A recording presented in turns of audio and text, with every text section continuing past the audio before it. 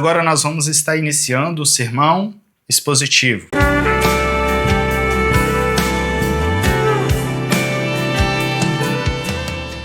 Paz do Senhor, homens e mulheres de Deus, pregadores e pregadoras da palavra do Senhor. Sejam bem-vindos mais uma vez e hoje, nessa oportunidade, nós vamos estar iniciando, sim, o nosso processo de ficar em apenas um único texto, do início ao fim. Chegamos naquela parte em que alguns amam, outros nem tanto. Existem dois tipos de pregadores. Normalmente temos aqueles que sempre gostam de um tema e navegam por todas as sagradas escrituras em busca daquele assunto, porque eles entendem que isso é destrinchar, isso é trabalhar bem o tema, o assunto e a ideia. Esses são aquelas pessoas que têm mais intimidade com o sermão temático. Mas agora nós vamos estar iniciando o sermão expositivo.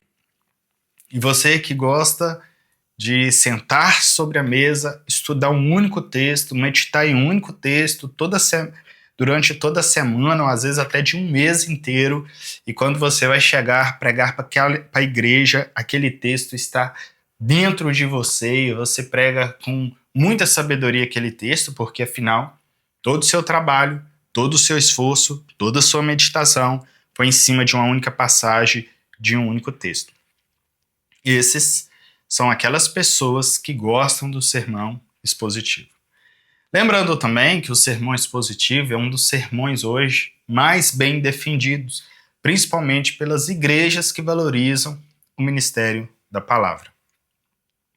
Mas deixe bem claro o seguinte: não é o fato do sermão ser expositivo ou dele ser temático que vai fazer com que ele seja bíblico. Por exemplo, alguém pode abrir um texto, ficar somente naquele texto e pregar uma heresia. Porque se a pessoa não tem responsabilidade, não tem temor, não tem uma vida de intimidade com Deus, qualquer texto, ela vai deturpar ele. Então, aquela pessoa que tem responsabilidade com a palavra, com Deus, uma pessoa temerosa, uma pessoa fiel às Escrituras e ao Deus que serve, esta pessoa, mesmo pregando um sermão temático, ou um sermão expositivo, ou um sermão textual, ou um sermão biográfico, ela vai ser fiel às Escrituras. Mas quando esta pessoa que já é zelosa, já é fiel, já tem temor a Deus, já valoriza o ministério da palavra, quando ela se propõe a pregar um único texto, ela ainda prega com mais fidelidade. Mas por quê? Não é o tipo do sermão que está gerando a fidelidade. É porque quando você olha para um único texto, toda a sua energia, toda a sua concentração, todo o seu trabalho é voltado para um único texto. Então você vai trabalhar, talvez se você trabalha, você não fica por conta do ministério da igreja, e você está meditando naquele texto. Você está dirigindo, está lembrando daquele texto. E você volta para casa, estuda mais aquele texto, e de repente você lê um comentário sobre aquele texto, e por aí vai. Então, sim, é um dos tipos de sermão mais defendido. Eu considero mais fácil de ser feito, mas tem pessoas que consideram mais difícil. Por que eu considero mais fácil? Porque, independente se eu vou pregar um sermão temático, um sermão expositivo, eu tenho que estudar. Mas talvez você é alguém que não precisa estudar, simplesmente pensa e prega. Aí para você talvez o temático seja mais fácil, mas lembrando que uma hora os seus temas vão acabar. Ou você vai ficar sempre repetindo a mesma coisa, ou vai acabar falando besteira, porque uma hora os seus temas acabam. Ainda mais se você for uma liderança, ou alguém que prega sempre, ou se você for pastor da igreja, a igreja vai ficar fraca. Você sempre prega sobre o amor, maravilha. Mas a igreja também precisa ouvir pregação de outros assuntos, não que o amor não seja importante. Então, um dos problemas do temático é que nós sempre nos voltamos para um tema que nós já temos conhecimento, que nós já temos intimidade, porque é mais fácil. É muito difícil estudar um tema à luz de toda a Bíblia para pregar um único sermão, ok? Mas o texto, o texto, quando estamos no expositivo, por ser um único texto, nós temos mais ar para respirar e estudar ele bem estudado. Mas independente de você ser fã ou não, eu te aconselho a mergulhar a partir de hoje no sermão expositivo, que sua vida ministerial, sua vida de pregação, sua vida de entendimento da palavra vai mudar. Só que antes de entrarmos especificamente no sermão expositivo em si, eu decidi antecipadamente já falar do sermão expositivo, narrativo. Ele não deixa de ser o sermão expositivo, porém numa ótica narrativa. Eu quero te dizer já o que é, porque quando entrarmos no sermão expositivo, de forma natural, sem essa expressão narrativa, que todo sermão que você se detém a uma única passagem, ele é expositivo. Porém, ele pode ser um expositivo narrativo entre duas questões, que é o que nós vamos ver. Uma é, o texto já é narrativo. E a outra é, você transforma o texto em narrativo. Ok? Então, o que é o sermão expositivo? Narrativo. É um sermão que vai ter uma história, ok? Então, vai envolver uma história. Seja a história do texto, ou seja a história do contexto, ok? Ou seja, ou a história é do texto, ou a história é do contexto do texto. Quando a história é do texto, o texto já está te contando a história. Quer um exemplo? O milagre no casamento, o primeiro milagre de Jesus, é um texto narrativo. Ele conta uma história de um acontecimento. Vou colocar aqui primeiro milagre, que é ali na festa de casamento, quando acaba o vinho e Jesus transforma a água em vinho, ok? Aquele é um texto narrativo por natureza. Já começa contando algo que está acontecendo, tem toda a história acontecendo, tem ali o problema acontecendo, o clímax, a resolução. Você não precisa criar nenhum cenário, você não precisa pensar em um cenário, você não precisa contar o que está acontecendo antes, o que está acontecendo no meio, o que está acontecendo depois.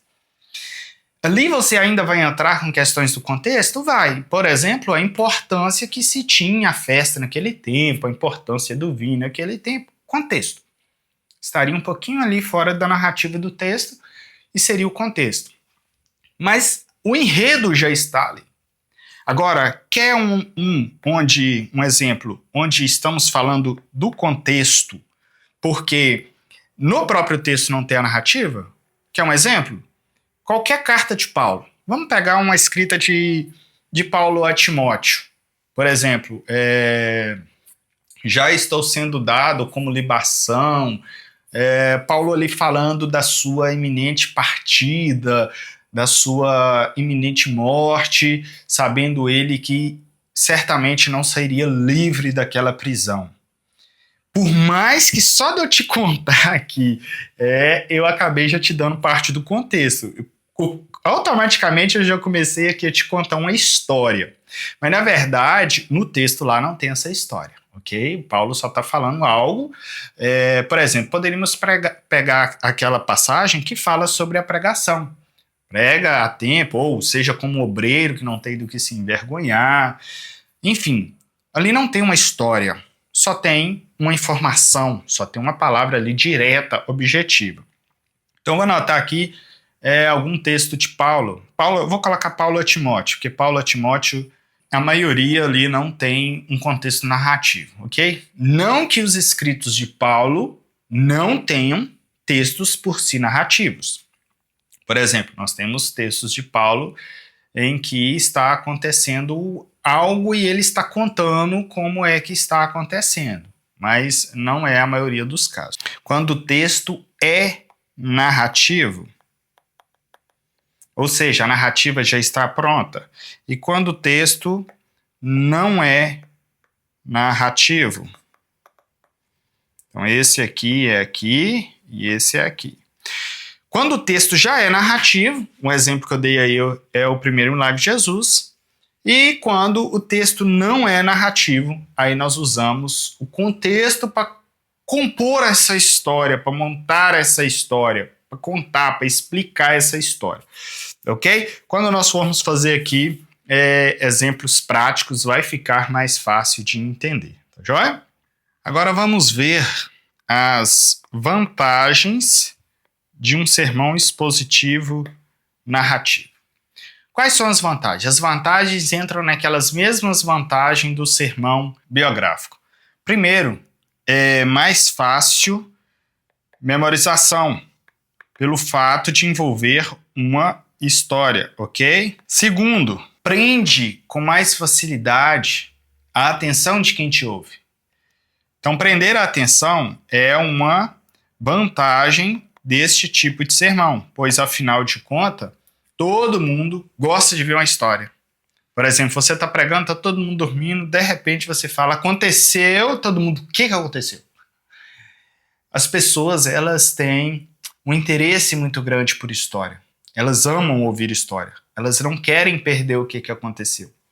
Então, tem essa vantagem ainda mais de você ter essa questão aí da história.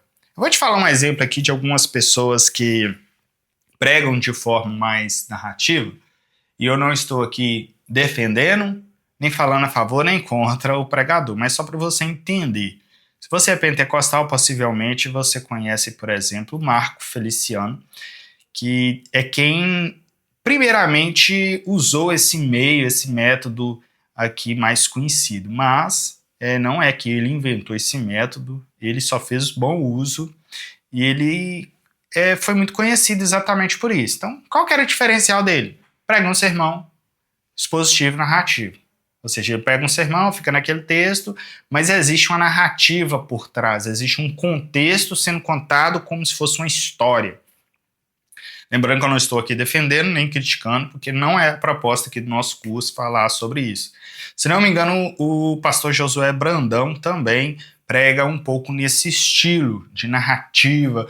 Normalmente, os pregadores que pregam aí 1h40, 2 horas direto, precisam usar esse meio. Veja bem, eu não estou te dizendo que tem que ser assim, e que toda vez que você for pregar por muito tempo precisa ser assim. E eu não estou dizendo que outro tipo de pregação as pessoas não ouvem por muito tempo. Mas é uma vantagem deste sermão que as pessoas elas se dispõem a te ouvir mais tempo. Então, o sermão pode durar mais. Primeiro que é a forma que você tem de ter argumentação por muito tempo, mas, por outro lado, o maior dificultador quando você prega por muito tempo é as pessoas quererem te ouvir durante todo aquele tempo. E isso é muito importante. E no sermão expositivo narrativo, as pessoas elas conseguem te acompanhar, porque a narrativa ela se torna leve.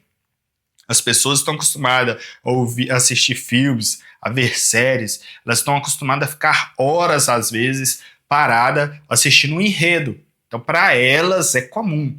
Alguém que está escutando uma história muito cativante em uma roda, 2 horas, ela não percebe que as horas passou, porque a narrativa tem esse poder natural, porque nós vivemos histórias. Minha vida é uma história, a sua vida é uma história. Hoje você viveu uma história, seu dia começou, ele teve um início, um meio, enfim. Pode ser que a história de hoje não foi muito boa, mas Deus renova a nossa história, e a história de amanhã pode ser melhor do que hoje. E isso é o que faz a história ter esse poder, porque tem hora que ela tá boa, tem hora que ela piora, mas tem hora que ela melhora, tem hora que acontece um milagre, mas tem hora que acontece uma catástrofe, mas Deus está nos sustentando na história. E o enredo bíblico não é diferente. Lá não conta só 1000 maravilhas. De repente você tá vendo a narrativa de Davi e tá, uau! Eu queria ser este rei, eu queria ter esse poder, eu queria ter essa moral, esse reconhecimento, mas de repente a história, Davi pecou. Davi está sofrendo terrivelmente. Ou Davi está fugindo. A família de Davi está desabando em você. Eu não quero estar na pele de Davi. Mas você estava querendo. Então, isso é a narrativa. Ela tem seus altos e baixos, ela tem seus clímax, sua tensão, sua resolução, os milagres. E aí você se identifica. Quando fala de alguém que estava sofrendo muito perseguição, se você estiver sofrendo perseguição, você logo se identifica. Você pensa, esse sou eu, é o meu caso, é a minha história. O que vai acontecer com ele? Será que é o mesmo que vai acontecer comigo? Meu Deus, me dá livramento como o Senhor deu para ele. Senhor, cuida de mim como o Senhor cuidou dele. Deus me perdoa como o Senhor perdoou ele, como o Senhor perdoou ela. E assim vai, ok? Até para aplicar um sermão narrativo fica mais fácil. Porque na hora que você conta a história, falando, olha, Deus fez isso com fulano que se arrependeu e confessou os seus pecados. É como se você estivesse aplicando, olha, Deus está te chamando para que você se arrependa dos seus pecados, para que ele te dê uma nova oportunidade de vida. Não precisou nem de você falar. Na hora que você falou, olha, fulana se arrependeu, Deus deu a ela uma oportunidade, a pessoa ouve assim, se eu me arrepender, Deus pode me dar uma nova oportunidade. Essa é uma aplicação indireta. Nós vamos ver sobre isso ainda, mas já fica aqui a dica. Aplicações indiretas têm mais poder do que a aplicação direta. E agora, imagine quando você fez a aplicação indireta e depois ainda veio a aplicação direta. É como se você pregasse o que já está fixado. Não tem quando você vai fixar algo e primeiro você põe uma cola, uma dupla face, já tá lá colado, já não caiu, e você ainda vem e prega, aí que não vai cair mesmo. Aí está bem fixado, ok? Então tem essa característica de poder durar mais e de você aguentar sustentar mais, ok? Como funciona então? Tudo aqui agora vai começar com uma de duas escolhas.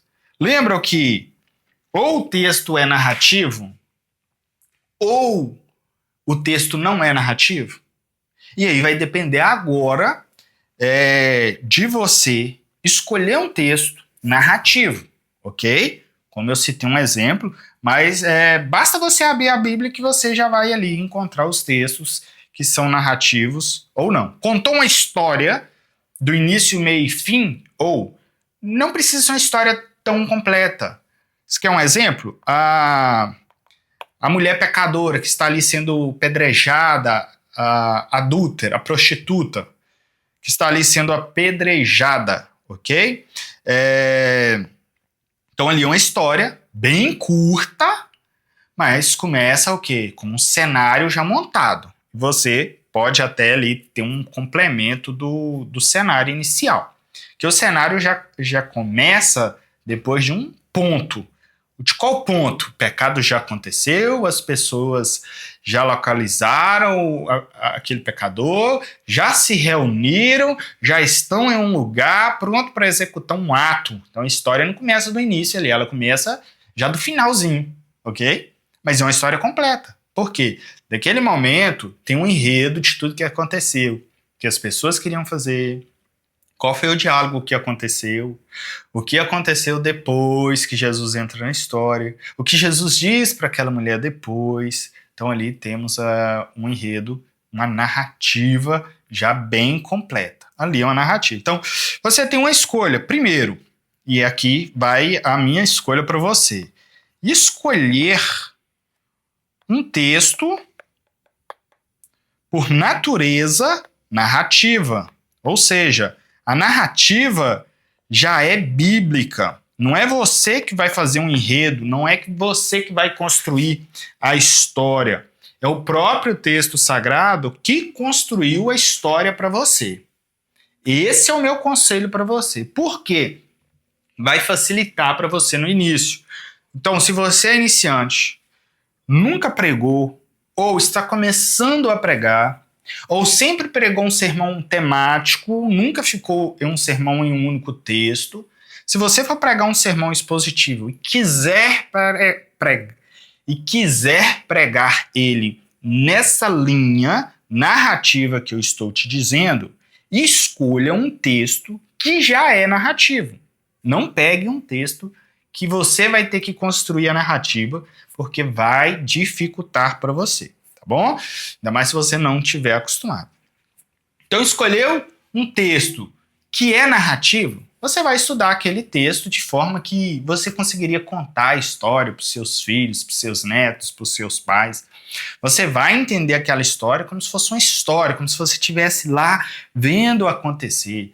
Por exemplo, quando eu disse aqui sobre a mulher que estava sendo apedrejada, você tem que conseguir ver essa cena de entender por que ela estava sendo apedrejada. Existe um fato ali na história que gerou esse acontecimento. Porque hoje não acontece. Por que acontecia? Então isso vai fazer parte da história. Por mais que o sermão ali o texto já é narrativo, tem coisa que é o seu estudo que vai revelar. E deixa eu, antes que eu me esqueça, de te mostrar algumas questões. Vamos lá. O que você precisa aprender num todo, em termos do sermão expositivo? Vou colocar aqui, o expositivo como um todo agora.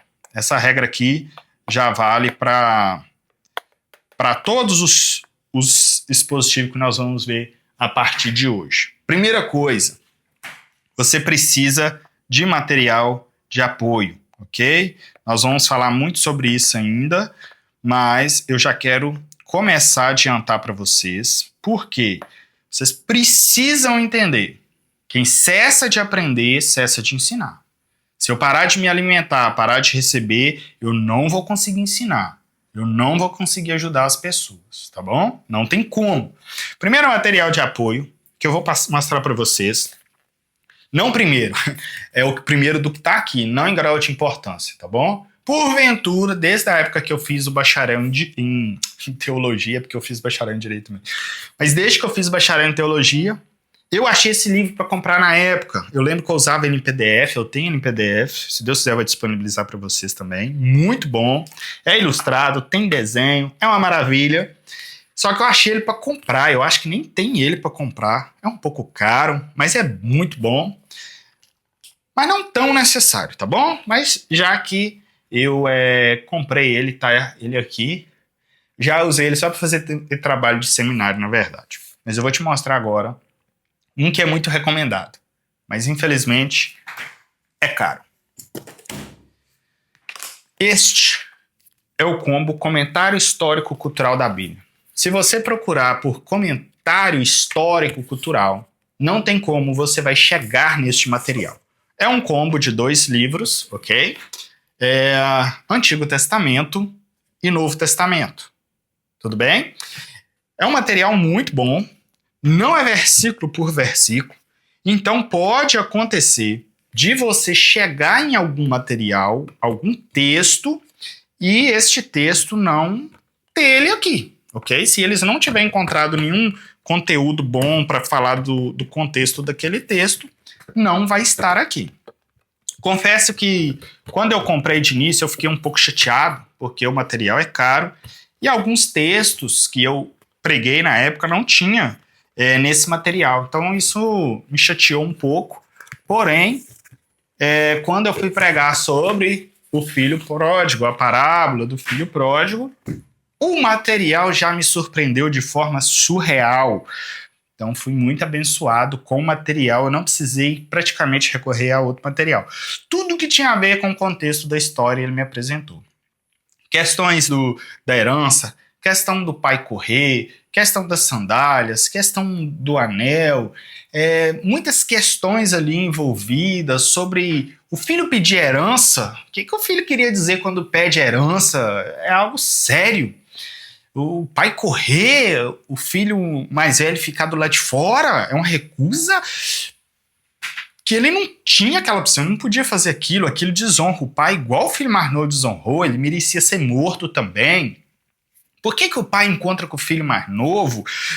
Pode ser que o filho mais novo iria morrer antes de chegar até o pai, porque a própria população poderia ceifar a vida do filho, porque ele merecia morrer, o filho mais novo merecia morrer. Assim como eu e você merecíamos morrer e o Senhor veio e nos resgatou, Deus veio ao nosso encontro. Se deixasse nós querer entrar na glória por conta própria, morreríamos no caminho por causa da santidade de Deus. Mas veja bem, é isso. Talvez eu esteja lembrando de coisa que não esteja ali, tá? Então não estou garantindo que está tudo ali, não. Mas a maior parte do que eu falei está ali, tá bom? É isso. O sermão expositivo, você sempre vai usar material de apoio. E no caso de você construir um enredo, você precisa do histórico cultural. Como era a cultura? Como que o povo vivia diante dessa situação? O que eles faziam quando isso acontecia? Por que isso está acontecendo? Você precisa descobrir isso. Não queira ficar falando coisa na sua cabeça só porque você acha bonitinho. Não queira ali trazer uma ilustração para o filho mais velho e para o filho mais novo. Se você já conhece a história, já conhece o contexto, amém. Mas não invente coisas, tá bom? Não criar. Eu acho que o filho mais novo saiu porque o filho mais velho nasceu primeiro e tinha mais tempo com o pai. E ele não gostava de ter tido menos tempo. Nada a ver. Aí, mas é que você, imagina você ter essa ideia, falar, eu vou pregar isso, que maravilha, que aplicação. Quem tem mais tempo, quem não tem menos tempo sente inveja, e você que tem mais tempo vão sentir inveja de você. Não tem nada a ver, não. Isso é coisa da minha cabeça, isso é coisa da cabeça de quem está construindo o sermão. Então perceba que nós temos que ter esse cuidado. Precisamos estudar, irmãos. A não ser que você conheça um texto muito bem, que Deus te falou algo muito, tem muito tempo que você está meditando, que você conhece a Bíblia toda para entender o contexto daquele texto, você já conhece bem a história, toma cuidado quando envolver com contextos específicos. Quer um exemplo? Só para você raciocinar. Vamos lá.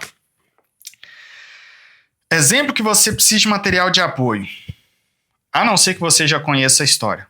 Quando Paulo fala das mulheres não cortar o cabelo. Rapaz, não cortar o cabelo. Se você é assembleiano aí, pode ser que você vai errar nesse texto. Pode ser. Tá bom? Porque aí você vai misturar, talvez, dependendo da tradição da sua igreja, você vai misturar ali cultura com doutrina da igreja com doutrina bíblica. Vai fazer uma confusão na cabeça. Tem um contexto. Tem algo acontecendo ali. Mas eu e você não queríamos saber. E eu não queria descobrir, a não ser que fosse revelação de Deus. E o que está acontecendo? Bom, acontece que ali os pagãos adoravam, não sei o nome do Deus, mas tinha um culto, um ritual pagão, que as mulheres rapavam a cabeça em adoração. Quando esses pagãos convertem, aí Paulo faz um pedido. Não façam igual os pagãos. Não imitem eles. Por exemplo, deixa eu transportar isso para o nosso dia. Ontem teve um dia, como se fosse um dia da roça, né? O dia da quadrilha no trabalho, onde todo mundo iria ir de roupa caracterizada, ok? Aí, por exemplo, eu fui um dos que não foram dessa forma. Não tô sendo fariseu, mas a questão é o seguinte, por mais que ali eu não estivesse dançando uma quadrilha, por mais que eu não estivesse envolvido com a festa de São João, com a festa junina, mas eu estaria agindo como um pagão age. Não é que as mulheres no tempo de Paulo, naquela época, naquela cidade, Paulo escreveu para uma cidade específica, não é que as mulheres, se fossem cristãs e cortassem o cabelo, estariam adorando aquele deus pagão, ou aquela deusa, não me lembro. Mas a questão é que os cristãos que estão dentro da igreja iam olhar e achar que sim, ou quem está de fora ia achar que sim, ia falar, olha, mas ela está no ritual de adoração e diz que é cristã. É a mesma coisa de uma mulher hoje que anda nua pela rua e vai dizer que é cristã. É isso! É isso, é a mesma coisa. Ok? Fernando, como você sabe disso? Um dia eu estudei a respeito. Eu não saberia. Ok? Então é isso. É história, contexto histórico. que estava acontecendo naqueles dias, naquele tempo. Tinha alguém que tinha conhecimento disso que contou pra gente. Tem algum livro da história natural, tá? Extra-bíblica, claro, mas que é confiável e que algum historiador bíblico, porque eu só leio fontes bíblicas ou de cristãos. Um cristão que é um estudioso, que é alguém capaz para isso, um historiador, igual Lucas foi um historiador, recebeu esse material, filtrou esse material, condensou ele dentro da fé cristã e me repassou esse material pronto. São homens de Deus. Eu não tenho estrutura ainda para entrar em um material extra-bíblico e estudá-lo. Ok? Normalmente eu não faço isso. Eu já pego materiais que já foram filtrados por cristãos. Por isso que eu sempre uso comentários bíblicos. Tá joia? Vou pegar um comentário bíblico agora. Este é um kit de um material nem tão grande, tá? A maioria é maior do que esse. Esse é o do IRSP, muito bom, que também apresenta grande parte. Todo comentário bíblico normalmente já nos entrega o material filtrado. Se tiver algo relevante na história, ele já nos conta. Se tiver alguma coisa no histórico cultural ali, ele já nos repassa. Só que não é a ênfase, ok? A ênfase do comentário bíblico já é nos entregar ali a explicação do texto, até mesmo algumas aplicações já prontas. Isso ajuda demais, irmãos. Não que nós vamos ficar recebendo informações de homens e repassando para a igreja, não. Por isso que primeiro, depois nós vamos entender a ordem, nós estudamos o texto, oramos a Deus, buscamos a Deus, recebemos de Deus, depois trabalhamos essas fontes, ok? Primeiro para ver se não estamos errados, para descobrir algumas coisas importantes. Mas se conseguiram entender, nós precisamos de material de apoio. Eu não sou historiador, eu não estava lá na época. Principalmente no sermão, narrativo, expositivo, narrativo. Material de apoio é para qualquer tipo de sermão. Mas o expositivo narrativo você vai precisar ainda mais, senão você vai inventar a história da sua cabeça. E no sermão expositivo narrativo eu não estou te ensinando a inventar a história da sua cabeça. É construir uma história com base no texto e no contexto do texto. E às vezes o contexto do texto não é visto apenas no histórico cultural. Então nós temos o histórico. Histórico é quando está na história, tá bom? Nós temos também o contexto cultural. Então, o histórico só tem a ver com a história. Aquilo que eu te contei do cabelo é história, ok? Cultural. Quando eu te falei da mulher ser apedrejada, a mulher ser apedrejada pega em adultério. É cultural. Ah, Fernando, mas ela era lei. Eu sei, meu filho. Eu nem sei se cultural está escrito certo, tá, irmão? Eu não sou muito bom em português, não. Mas o que acontece? O cultural tem a ver com a cultura, ou seja, era comum aquilo acontecer. Então, não necessariamente é um fato que está acontecendo, é algo que sempre acontece, tá bom? É algo ali da sociedade, era normal isso acontecer. Quem estava ali presente estava acostumado a ver aquilo acontecendo, tá joia? Nós também temos o contexto do texto. Contexto textual. O que é isso? É o que tem antes do texto e é o que tem depois do texto. O que é o contexto do texto? É o que está na Bíblia, mas que não está dentro daquele texto específico. Por exemplo, Fernanda, a mulher ser apedrejada é lei. Está na Bíblia? Está na Bíblia. Então é um contexto textual. Está ali em outro texto, está mais longe do texto, porque tem um contexto imediato e o contexto mediato. Tem um contexto que está perto e um contexto que está longe. Este contexto da mulher ser apedrejada é um contexto que está longe. Por quê? O fato aconteceu no Novo Testamento. Mas existe relatos daquele ato, como que deveria agir, lá na lei. É contexto do texto. Então, ou seja, não é que você tem que necessariamente estudar outros livros, mas você pode estudar a Bíblia inteira. Se você quiser ler a Bíblia inteira, você pega o contexto daquele texto, excelente, maravilha. Por isso que eu incluo como necessidade que todo mundo tenha lido a Bíblia Sagrada inteira, irmãos. Pelo amor de Deus, é necessidade. Se você prega a palavra de Deus, eu insisto.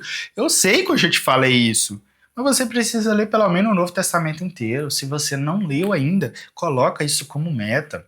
Eu não posso deixar você terminar esse curso sem entender isso. Se você não entender isso, não adianta você fazer esse curso. Não adianta você querer ser um excelente pregador, uma excelente pregadora, querer ser fiel se você não conhece a Bíblia. Porque você não vai ser fiel, não é por infidelidade, é por não saber o que é fiel. Como que você vai ser fiel a algo que você não sabe como é? Como você vai expor de verdade se você não conhece a verdade? Não tem como.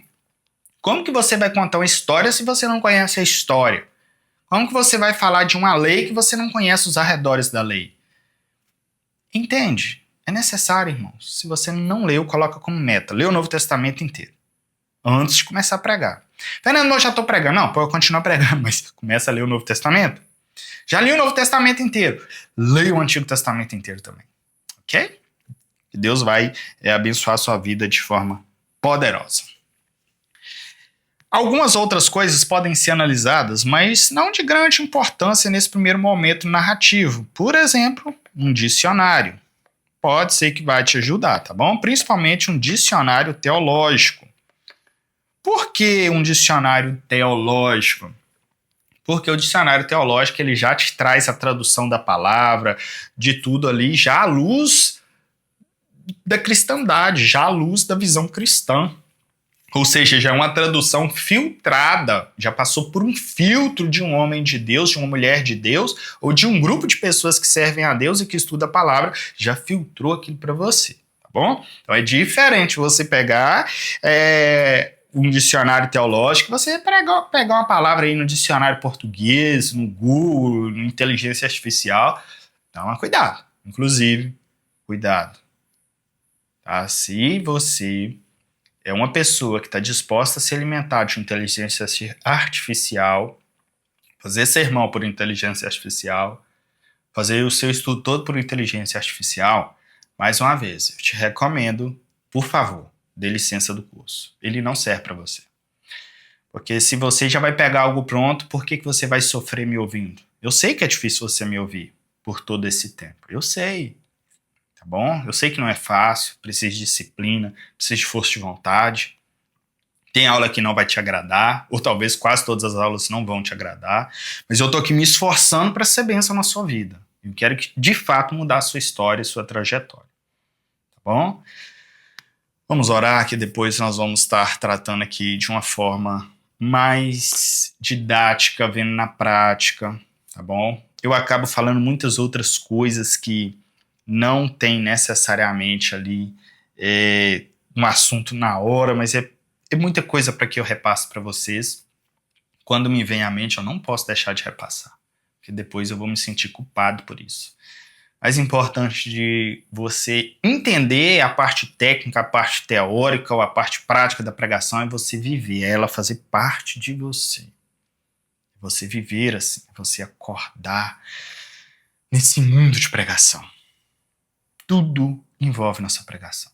Meu dia de hoje, se eu pregasse hoje, interferiria na pregação. O tempo que você tem com Deus interfere na pregação. Como você vive com a sua família interfere na pregação. O quanto você se dedica a essa aula vai interferir na sua pregação. Vamos orar, porque orar também interfere na nossa pregação. Senhor, meu Deus, meu Pai, eu te agradeço por cada vida, ó Deus. Te peço que o Senhor continue nos sustentando, tanto a mim, ó Deus, para que eu continue com esse projeto. Deus, eu te peço que o Senhor nos sustente financeiramente, para que esse projeto não venha parar. Peço que o Senhor, ó Deus, abençoe a vida do irmão, da irmã que me ouve, para que também, de algum modo, eles possam ajudar este projeto. Que, ó Deus, por meio destes ensinamentos que aqui estão aprendendo, eles possam se desenvolver mais no ministério da pregação, que isso transforme até mesmo a vida deles, ó Deus, no trabalho, que eles, pelo fato de melhorar a forma de falar, a forma de pensar, a forma de se portar, eles sejam também reconhecidos no trabalho, que se eles forem, às vezes, ó Deus, um empresário, algo do tipo, que eles aprendam a administrar melhor, ó Deus, que o diálogo deles com os funcionários, ou quem é funcionário com o patrão, ó Deus, que na igreja, ó Deus, os ministérios deles possam crescer, que os pastores e a liderança deles, ó Deus, vejam o interesse e, ó Deus, que o Senhor traz às claras que essa pessoa está interessada e envolvida na tua obra e recompense ela, ó Deus, ele, em nome de Jesus, ó Pai. Eu te peço, Pai, nos sustenta para a tua honra e tua glória, Pai, eu te peço em nome de Jesus. Amém.